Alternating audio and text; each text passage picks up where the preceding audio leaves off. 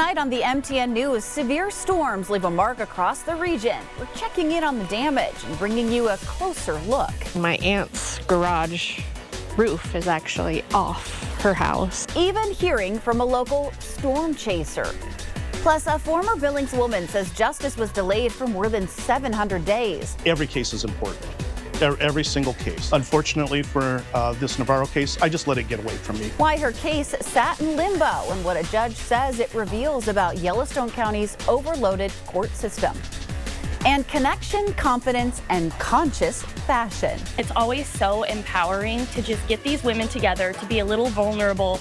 We're always trying something new and getting out of our comfort zone. We meet a group of Billings women on a mission to lift each other up. The MTN News starts right now. From Montana's news leader, this is the MTN 530 News. And good evening. Thanks for joining us on this Father's Day Sunday. I'm Andrea Lutz. We've had 2 nights of severe weather, and we're not in the clear yet. Father's Day storms are firing up tonight. Let's get right over to Ed McIntosh tracking another round of potentially dangerous weather. Let's start with Doppler radar over towards the Livingston area here in the Paradise Valley. You can see Bozeman picked up some thunderstorm activity and some very heavy rain, gusty winds.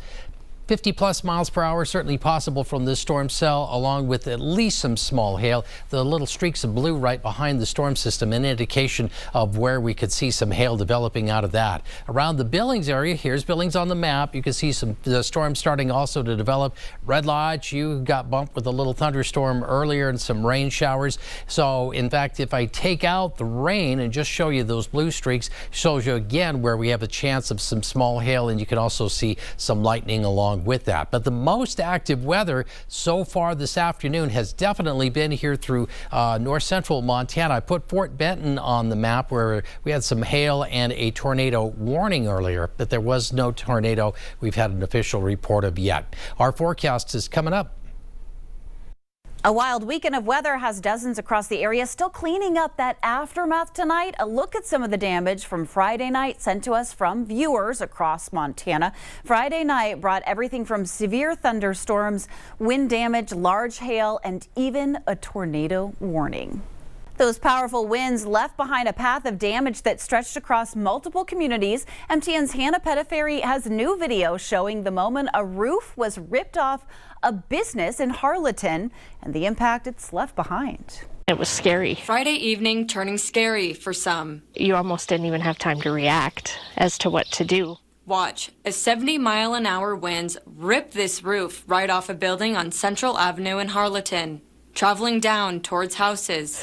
You could see it coming down the hill, and then before you knew it, it was here. The Briscoe family didn't expect it coming. I mean, the winds are always bad here, but this was a whole new level of bad. Tanya saw the strength of the wind firsthand. It had moved our playhouse. It had picked it up and moved it to the north. Tanya's son, Ruger, was outside with his dad when things started flying. We heard a really loud sound, and he pushed me into the shed, and we sat there for a little bit and just waited, not knowing how to react. It happened quickly. And now, facing the damage. I had come out to this window that's right here and looked over here, and my aunt's garage roof is actually off her house. The wind uprooting trees and branches to roofs ripped off of buildings. We spent all of yesterday kind of helping neighbors get stuff cleaned up. But through the storm, a community in calm, coming together. When you live in a community where kind of everybody pitches in and helps one another, it's beneficial and helpful and makes things go by quicker. Ruger also sprang into action to help. We went over there and started raking up all the branches into a pile for everyone else. And Tanya, thankful nobody was hurt. I mean, it could have been much worse, and so we're very lucky that nobody got hurt. In Harlowton, Hannah Pettiferi, MTN News. She's whipping up a storm on social media, a Billings weather buff whose forecasts have gone viral, from chasing twisters to tracking clouds. Her page keeps locals buzzing, especially with tonight's activity on the way. MTN's Marcus Kakova tracks the hype to bring us the story. The sky over Billings is quiet. but you can already feel something building, not in the streets, but up in the clouds. If we're out in the middle of nowhere and there was a tornado, I'd definitely go try to get photos and video of it. They're just very powerful. They're very beautiful if you can catch them right. Up in the clouds. That's where you'll find Jamie Lee Rindall. Once a tornado chaser in Kansas, now she chases the next update instead of the storm itself. Her Billings weather page has more than 21,000 members. Facebook came along and I was posting all my weather stuff to my Facebook profile, and I was like, why not just start a group? And so that's how that happened. When you love weather this much, it doesn't just stay on the screen. She didn't just follow the storms, she followed the weatherman straight down the aisle. I love the weather so much, I married the weatherman. Her love for weather, however, goes back to her childhood. The 3rd grade in Colorado, where the sky was kind of her first classroom. I think we just left Wyoming, crossed the border into Colorado, and there was a funnel cloud next to us and another tornado right in front of us. So that really sparked my interest. That early sense of wonder grew into a chance to chase the thunder. A time when she was not just watching weather, but running toward it. I had the opportunity to actually go out and chase tornadoes, and that was about the same time that Twister came out, maybe a little bit after I'd moved down there. But even after all that, it's not just the drama of the storm that draws her in, it's the quiet beauty in the sky. It's beautiful. You have the light shining off the clouds just right, you get a rainbow or you get a beautiful sunset. Marcus Kukova, MTN News. Tonight, we're taking a closer look at Yellowstone County's justice system already bogged down with heavy caseloads. A former Billings woman says her appeal dragged on for more than 700 days while her convicted assailant remained free. While the district judge on the case acknowledges the delay as a rare exception, he says it highlights an ongoing strain in the system.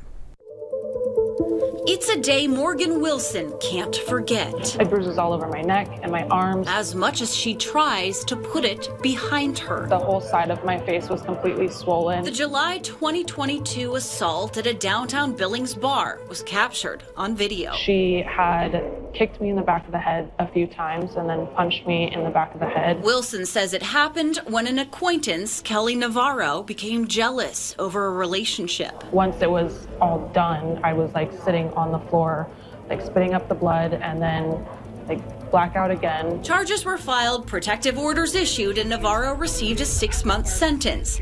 However, she never served any jail time for the crime. Because she appealed it and got it approved. Navarro's appeal moved the case from municipal court to district court, where it sat largely untouched. Every case is important. Every single case. Unfortunately for this Navarro case, I just let it get away from me. Judge Brett Linweber admits he prioritized other cases because Wilson moved out of state and Navarro wasn't jailed during the appeal. It is an anomaly. I will say that. We have statutes that mandate we address certain cases sooner. And so I had to weigh priorities. Yellowstone County courts are operating at above capacity. Yes, we do have a backlog. But I think we handle it as well as we can. But he points to a larger issue. Although courts are maxed out, they're still maintaining an above-average case rate, as monitored by the state of Montana Judicial Branch. We have a 20% higher caseload than any district in the state. We keep track of our time, how much we're doing, what we're doing when. The last workload study showed we need 5 additional judges. While Linweber says Wilson's case was in draft, he admits it wasn't finalized until MTN News reached out. I actually did a little research to make sure that I didn't have any other pending cases because I didn't want this to be a problem. Still, the entire ordeal has left her feeling frustrated. This wasn't just a small little assault. This was huge and it could have been life-threatening. She says the trauma forced her to move away, fearing for her safety. Billings is no longer my home because of what happened. She believes the system failed her, and she's not done asking why. I don't feel safe here anymore. I did reach out to Kelly Navarro, who declined to speak for this story. As for delays in the process, Judge Linweber says parties can file what's called a notice of issue. Essentially, it flags the courts of a delay. Well, still to come on the MTN News here on Q2, they're building bonds and lifting up local businesses. We meet a group of Billings women showing what it means to connect with purpose, confidence, and conscious fashion. Plus, after a stretch of severe weather, looks like Father's Day is not going to bring us a break from it. Ed McIntosh is tracking what's ahead next.